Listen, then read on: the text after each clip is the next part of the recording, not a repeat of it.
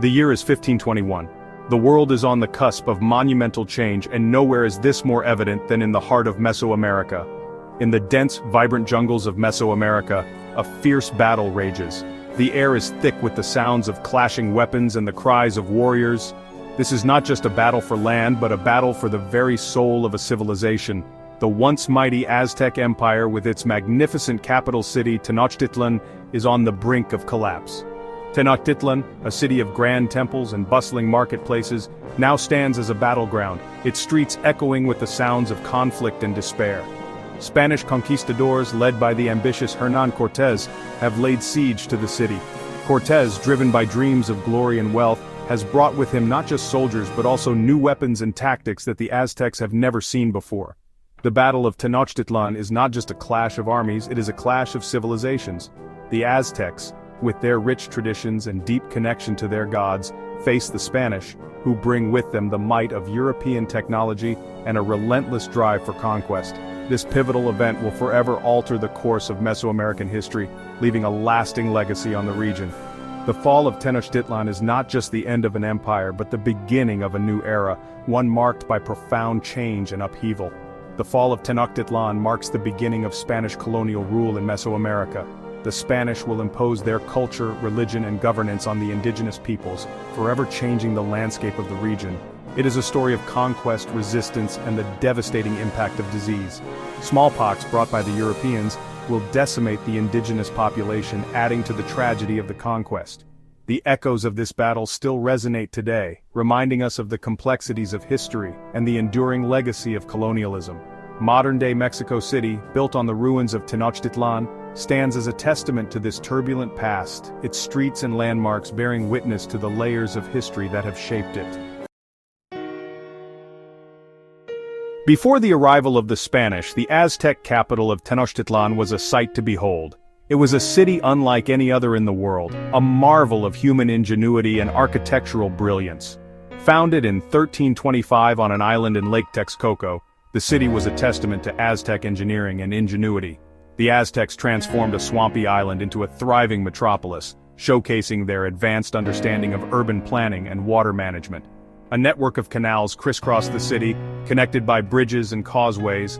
These canals were not just for transportation, they were also an integral part of the city's drainage and irrigation systems, ensuring that the city remained habitable and fertile. These waterways served as transportation routes, bringing food and goods from the surrounding areas. Canoes laden with produce, textiles, and other goods navigated the canals, making trade and commerce a daily activity. Life in Tenochtitlan was vibrant and bustling. The streets were filled with people from all walks of life, from traders and artisans to priests and nobles, each contributing to the city's dynamic atmosphere. The city was home to hundreds of thousands of people. It was one of the largest cities in the world at the time, a melting pot of cultures and traditions from across the Aztec Empire. A vast marketplace showcased the empire's wealth, with traders bartering for goods from across Mesoamerica. The market was a hub of activity, where one could find everything from exotic spices and precious stones to everyday necessities. Towering temples, dedicated to the Aztec gods, dominated the skyline. These grand structures were not only places of worship but also symbols of the Aztecs' architectural prowess and their devotion to their deities. The city was a symbol of Aztec power and the center of their vast empire. It stood as a testament to their achievements and their ability to create a thriving civilization in the heart of a lake. In 1519, Hernán Cortés and his expedition landed on the coast of what is now Mexico. This marked the beginning of a significant and tumultuous chapter in the history of the Americas. Cortés, a Spanish conquistador driven by ambition and a thirst for glory, had set sail with a small fleet, determined to explore and conquer new lands for the Spanish crown. Driven by ambition and the promise of gold, Cortés set his sights on the Aztec Empire. The Aztecs were known for their immense wealth, particularly their gold, which had long been a source of fascination and envy for Europeans. Cortés believed that by conquering the Aztecs, he could secure untold riches and elevate his status within the Spanish Empire. The Spanish arrival was met with a mixture of curiosity and apprehension by the Aztecs.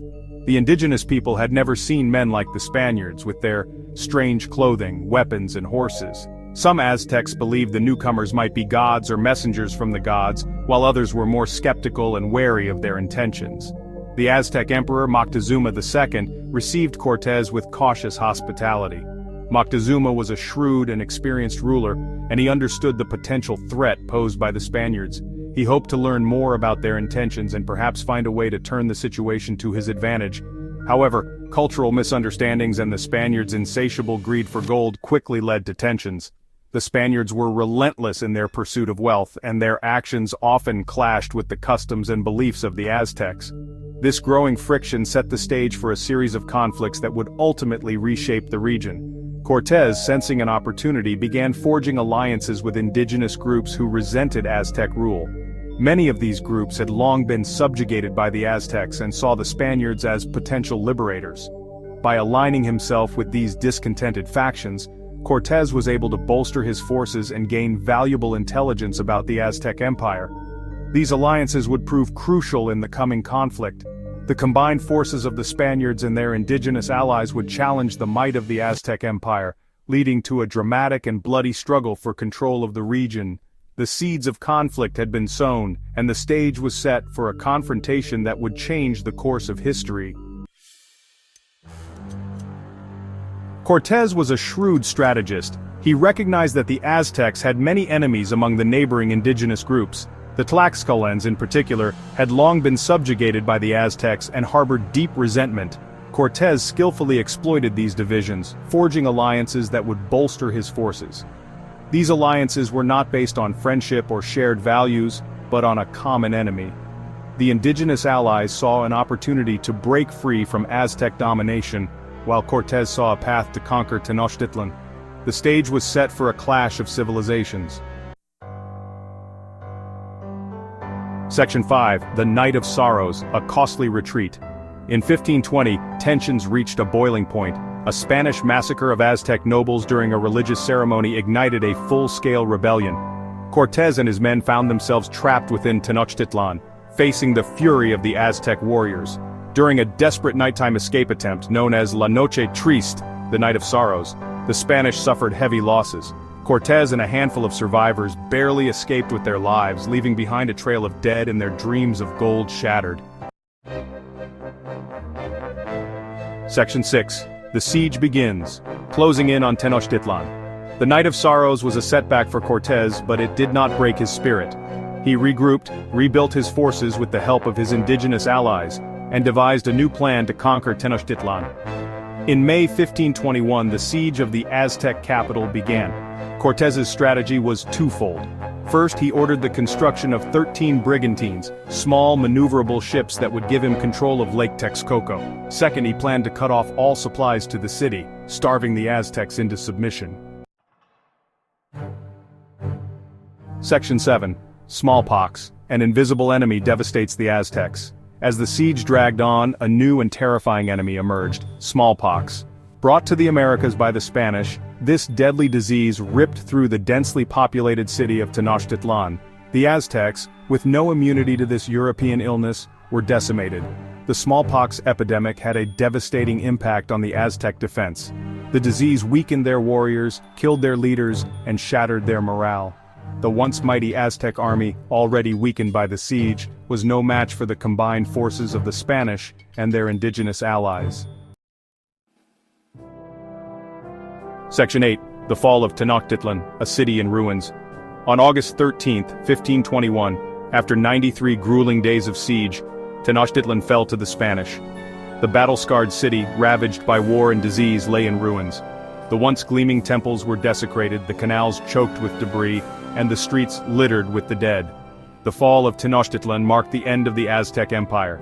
The Spanish, with their superior weaponry, strategic alliances, and the unwitting assistance of smallpox, had triumphed. A new era had begun in Mesoamerica, one dominated by Spanish rule.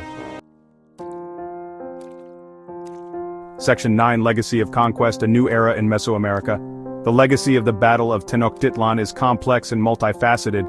It is a story of conquest and colonization, of the destruction of one civilization and the rise of another. The Spanish victory ushered in an era of profound change in Mesoamerica. The indigenous population of Mesoamerica faced centuries of Spanish colonial rule.